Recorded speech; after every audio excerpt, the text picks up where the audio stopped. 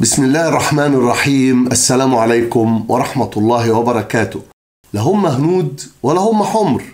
السيناوية مش هنود حمر، دول ولاد مصر، مواطنين مصريين بكامل حقوق المواطنة، ومفيش مصري يقبل انهم يتعاملوا في بلدهم معاملة الهنود الحمر، ومفيش مصري يقبل انه يلعب في مواجهتهم دور الرجل الابيض اللي جه يطردهم من ارضهم.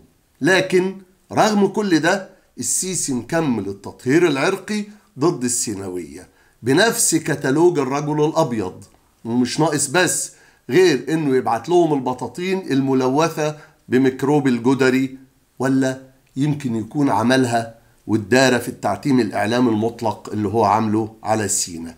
السيسي بعت مصطفى مدبولي لشمال سينا في مهمة تشبه رسل التتار اللي دورهم التمهيد للغزو في ضيافة محافظ شمال سيناء وقيادة الجيش الثاني الميداني للقوات المسلحة المصرية.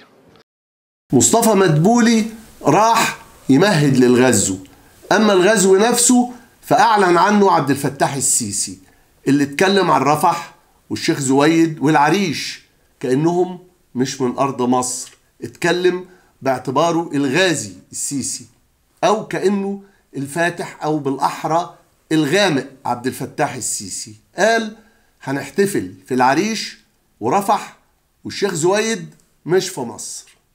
احنا بنسبة كبيرة جدا ان احنا نخلصه، وفي احتفالية احنا هنعملها مش هنا في مصر، هنعملها في العريش ورفح والشيخ زويد.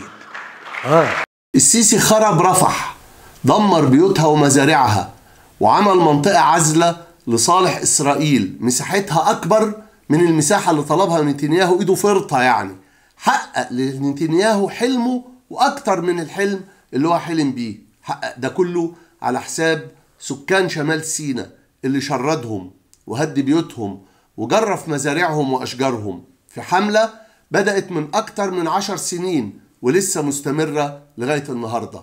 وزي أي قوة احتلال لما بتحس إنها أضعفت مقاومة الشعب بتبدأ فورا في تهجيره واعتقاله في معسكرات أسرى.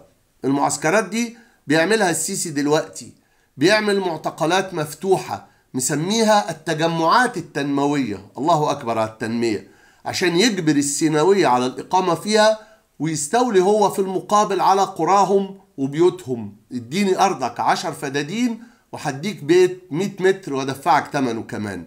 التجمعات بتتعمل في الشيخ زويد وفي رفح. في الشيخ زويد 6 تجمعات لإقامة 11869 أسرة، وفي رفح 4 تجمعات لإقامة 18855 أسرة، يعني 10 تجمعات في المدينتين هيتبنوا على نسبة لا تذكر من الأراضي اللي هي أصلا مملوكة للأهالي، نسبة لا تذكر، لأن البيوت في التجمعات دي هتكون مساكن متلاصقة أقرب للزنازين. واستكمالا لمخطط التطهير العرقي هيكون ممنوع التبادل وممنوع إضافة مباني لهذه التجمعات التنموية، عشان لما العيال تكبر ما تلاقيش بيوت تسكنها وما يبقاش قدامها إلا الهجرة. لا هيقدروا يبدلوا مع تجمعات أخرى، ولا هيقدروا يبنوا جنب أسرهم وجنب أبائهم، وشوية شوية الحالة كلها هتتصفى. وفي المقابل هيستولي العسكر على أكتر من 90% من أراضي الأهالي، الأرض الزراعية والأرض اللي الأهالي بانيين عليها بيوتهم. كيف يا أبو يوسف؟ من تلحق للبلد للثرى حد، من تلحق للثرى حد فبعطى ما لحد خلاص. هذا التين ألعب، شوف هذا التين، حتى يا المنشار اللي وراك، هذا التين ازرع تين الحين. هذا التين الحين وقت زراعة التين والعنب، الحين الناس بيزرعوا تين وعنب، هذا وقت زراعة التين والعنب، تزرعها بعروقك. هذه التنمية الحقيقية، اللي بيقول التنمية هذه التنمية، إن المواطن يزرع أرضه، غير كذا ما في تنمية، فيه ضحك، فيه شايف. طيب ايش بتقول للناس يا هذا التنمية ابو يوسف؟ ايش بتقول للناس اللي لهم اراضي هنا وما بيجوا فيه؟ والله ربنا يردهم لبلادهم، وربنا يردهم لبلادهم. هذا التينة، شوف كيف التينة، زرعنا تينة الحين ان شاء الله، وربك كريم ان شاء الله تعالى. كله ان شاء الله 4 اشهر وغيرها طالعه ان شاء الله. كيف نكح ارعى نكح يا القوس فوق. يلا وهذه التينة الثانية. ربك كريم. السيسي هيستولي على أكتر من 90% من الأرض الطيبة دي، الأرض الزراعية والأرض اللي الأهالي بانيين عليها بيوتهم. والأسوأ إن الأرجح لغاية دلوقتي هو إن السيسي هيدفع السيناوية تمن البيوت دي بالتقسيط لو رحمهم، يعني يطردهم من بيوتهم ويستولي عليها ويستولي على أرضهم ويقعدهم في الزنزانة ويدفعهم تمن الزنزانة. شفتوا جبروت أكتر من كده؟ وبفكرك بس إن سلطة السيسي سبق إنها وعدت السيناوية بإنها هترجعهم أرضهم وهتعوضهم وهتخليهم يبنوا بيوتهم زي ما هم عايزين، وهتساعدهم بالقروض الزراعية والصناعية اللي البنك المركزي أعلنها ورجع لغاها بعد كده. ما فيش مشكلة، ملهمش كلمة. وبدل ما العسكر يعوضوهم دلوقتي بيسرقوا أرضهم وبيبنوا لهم زنازين على حسابهم، على حساب السيناوية. ابني زنزانتك بنفسك، اسجن نفسك بنفسك. الوضع الحالي ده اللي السيسي بيرتبه قال عنه أحد مشايخ قبيلة السواركة إنه أكبر عملية سرقة لأراضي المصريين في تاريخ سيناء. عنده حق طبعا، وقال إن إسرائيل، حتى إسرائيل ما عملتهاش، وقال بياخدوا بيوتنا ويهجرونا في تجمعات كأننا لاجئين جايين من دولة تانية أو محتلين من دولة تانية، ما تفرقش. وأهلنا في سيناء بيقولوا إن العسكر حصروهم ومنعوا عودتهم لأرضهم بكل الوسائل، هدوا بيوتهم ومنعوا مصانع الطوب من العمل عشان ما يلاقوش طوب يبني بيه البيوت اللي اتهدت قبل كده، ومنعوا كمان المية والكهرباء وخطوط الاتصالات. يعني أعادوا سيناء إلى ما قبل عصر الثورة الصناعية. افتكر الجملة دي، مين اللي قالها وقالها عن مين؟ شغل احتلال على أصوله يعني. وأترككم مع هذه المشاهد لمحاولات العودة إلى رفح عشان نشوف فيها حب ناسنا لأرضهم. بسم الله عليه. 6 أسر في الدار، 6 عيال، ولا ما نشكيهم غير لربنا، لربنا غير نشكيهم. نقول ربنا على الظالم، ربنا ينتقم منه. اللي عمل العمل الله ينتقم منه.